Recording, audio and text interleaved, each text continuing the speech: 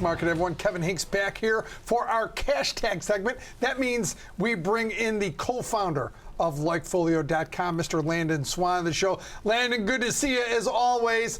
Landon, there are times that I go to the grocery store and spend more money on a pet than I do on humans. Landon, Chewy will deliver this right to your house. Give me the LikeFolio data on Chewy.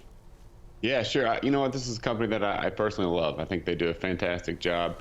They write personalized notes to their clients or to their customers sometimes. It's really cool.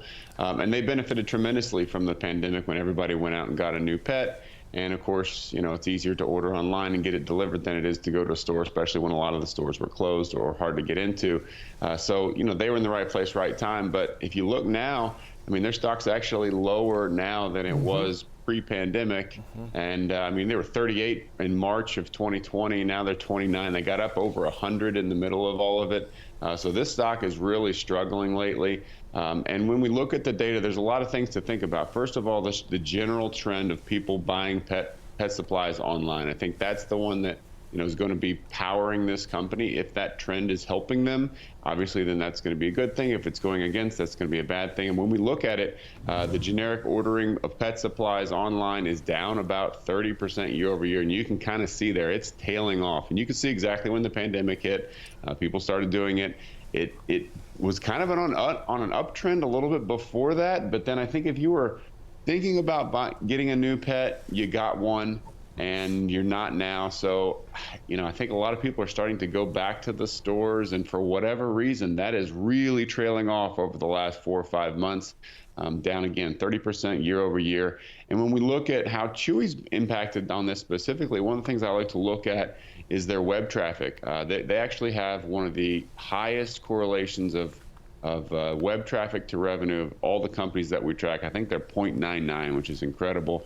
They're on a negative 5% on a year-over-year basis. So people are going to the website less, not nearly the negative 30% that we saw. So they're doing better there, but still the trend is definitely going against them. When we look at their revenue data specifically, the bar chart revenue data, you can see right when the pandemic happened, but you can also see the guidance that's coming in. It's pretty weak. So we've got the current quarter is down. I think it's about 30% on a year-over-year basis for purchase intent. Now that's people talking about signing up for Chewy.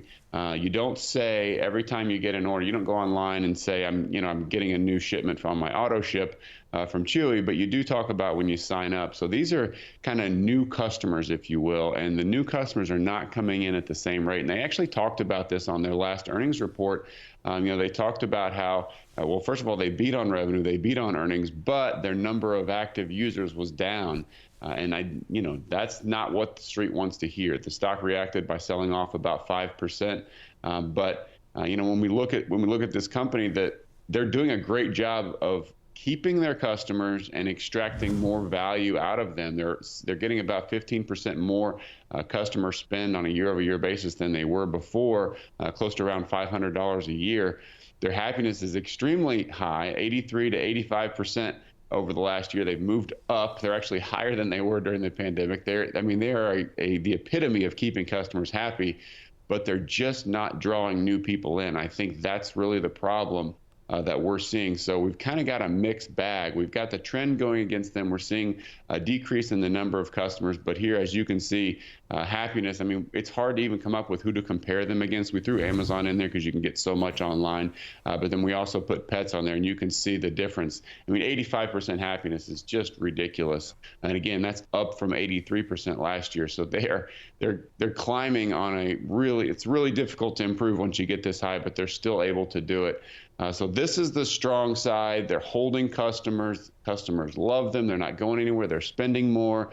But the downside is less people are walking in the door, so to speak. So kind of a neutral outlook on Chewy, but they really need to figure out how to get more customers. That's the key to growth for this company.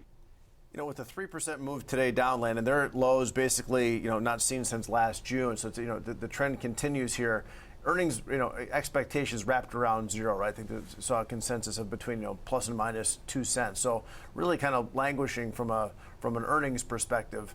still $7 billion in revenue, but that happiness score, I did a little survey here around the office, and folks that use them love them, right? And honestly, I ask if yes, then I love it. Perfect deliveries. It feels like it almost feels like they're one good marketing campaign away, right, from showing people how great the service is, because you just hear so many people really enjoy, not having to lug the 50 pounds of dog food home or go get the, the receptacle bags in person. So what do you think they need to do? What does the street need to hear to turn this around in terms of, short-term or maybe medium-term kind of stock price? Is it a marketing thing just to get people aware, or is there something else that you're kind of seeing that's driving this?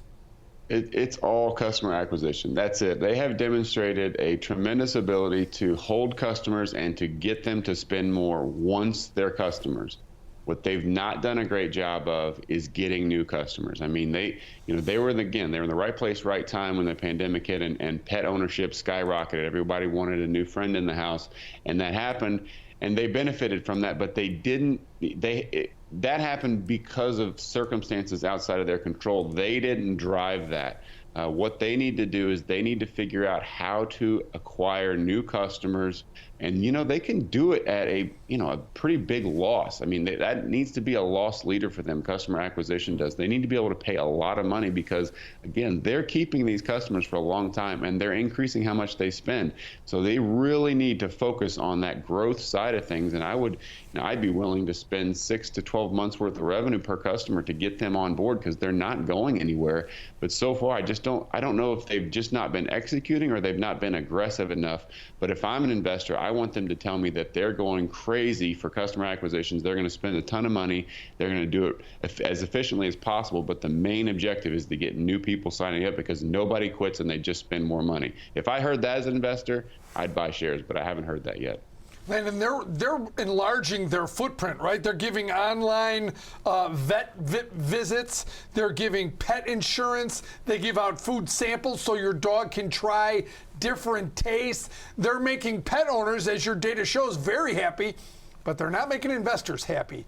Is this as simple as something we've seen across all e-commerce, which is some people, some percentage of consumers are just going back to brick and mortar. They'll never be comfortable with e-commerce. Is it something as simple as that? And then over time, that the overall growth may slow, but it's still going to grow, Landon, right? Yeah, I don't think it's as simple. I think that over time, everybody would prefer to have something delivered right to their house, right? I mean, we saw that with the pandemic, all kinds of demographics of people that were not used to buying online started buying online. I think that maybe pet food is one of the last frontiers of people willing to jump into that bag. But yeah, I think that once you show them and once you get them in, they're good to go. So I think they just don't have a great marketing campaign, great customer acquisition strategy just yet. But fulfillment, home run, grand slam, they're killing it. So, if you're investing, you want both of those pieces. Right now, they've got half of the puzzle. They just got to figure out the other one. I don't think it's a matter of we can never get it done because people just like to go back to brick and mortar now. I do think that they've got a great product. And once they show it to people, once they get them in, they'll keep them forever. But forever, it's just a matter of getting them in the door. Landon, the conversation continues on Chewy. We'll take a look at the earnings and get back to you. Landon Swan, thanks for coming on. As always, great to see you. And thank you for the LikeFolio data. Have a good day, Landon. Thank you.